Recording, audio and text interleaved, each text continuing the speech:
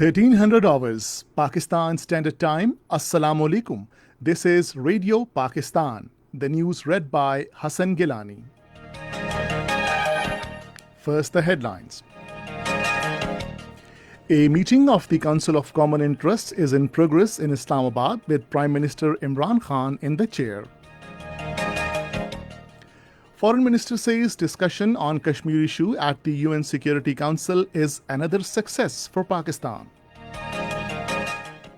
In illegally Indian-occupied Jammu and Kashmir, unidentified gunman killed an Indian Army-backed and BJP-affiliated Sarpanch in Kulgam district today. President All India Majlis-e-Ittihadul Muslimin has said that Babri Masjid incident will not be erased from Ayodhya's legacy. And now the news in detail.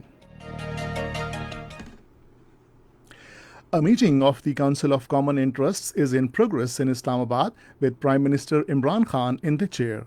All the four provincial chief ministers called on the Prime Minister before the meeting. The joint session of the Parliament will be held in Islamabad at 5 p.m. today. The House will pass a resolution to express solidarity with the oppressed people of Indian illegally occupied Jammu and Kashmir. Foreign Minister Shah Mahmood Qureshi has said that discussion on Kashmir issue at a UN Security Council meeting is another diplomatic success for Pakistan. In a statement today, he said the issue was debated on August 5 when India had taken unilateral illegal steps about the status of Jammu and Kashmir last year.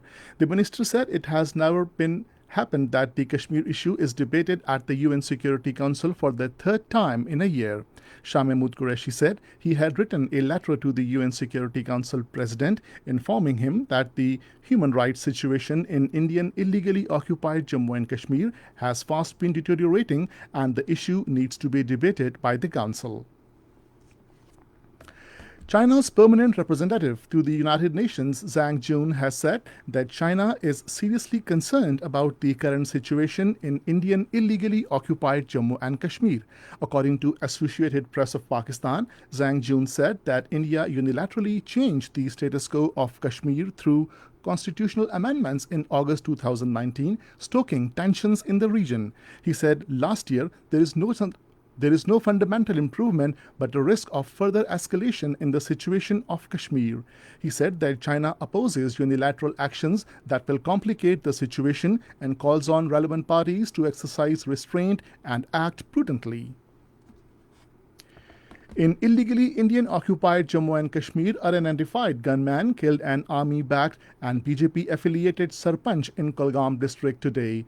The Sarpanch, identified as Sajjad Ahmad Khande, was shot dead by the attackers at Vesu in Kazigund area of the district. This is the second such attack in less than 48 hours, as another BJP Sarpanch, Arif Ahmed, was critically injured in a similar incident at Akhran in Kazigund on Tuesday night. Meanwhile, 3 BJP workers announced their resignation from the party in Kazigund.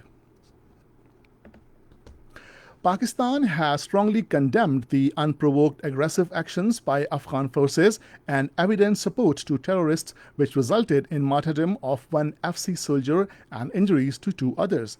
The Foreign Office spokesperson in a statement said terrorists operating from Afghanistan resorted to mortar and heavy weapons fire on Pakistani posts in Bin Shahi sector in Dir, while Afghan border police posts also started engaging Pakistani army posts. The National Command and Operations Center has decided to intensify public awareness campaign at large scale to curb spread of coronavirus pandemic in the country. The decision to this effect was taken at a meeting of NCOC chaired by Minister for Planning and Development Asad Umar in Islamabad today. The forum was informed that despite the fact of significant reduction in the spread of coronavirus, the SOPs were not strictly followed. In India, President of All India Majlis-e-Ittihadul Muslimin Asaduddin Awaisi has said that Babri Masjid incident will not be erased from Ayodhya's legacy. In a tweet with the hashtag Babri Zinda Hai, he said, Babri Masjid thi, hai aur rahegi. On another occasion, he said Narendra Modi has violated the oath of the office by laying the foundation stone of Ram Temple. And this is the end of the news. For more news and analysis, log on to our website radio.gov.pk and also watch live video streaming of our bulletins on the link facebook.com/Radio Pakistan News Official.